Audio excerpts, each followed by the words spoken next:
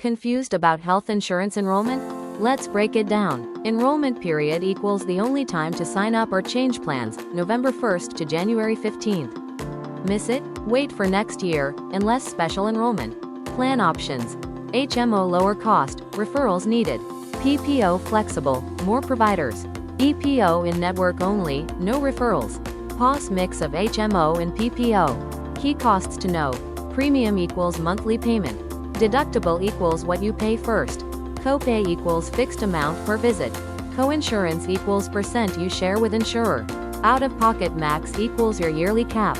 Special plans and savings. HDHP plus HSA lower premium plus tax savings. FSA pre-tax savings, but use it within the year. Medicare versus Medicaid seniors versus low-income coverage. DFW enrollment tips. Check provider networks in Dallas, Plano, Wiley.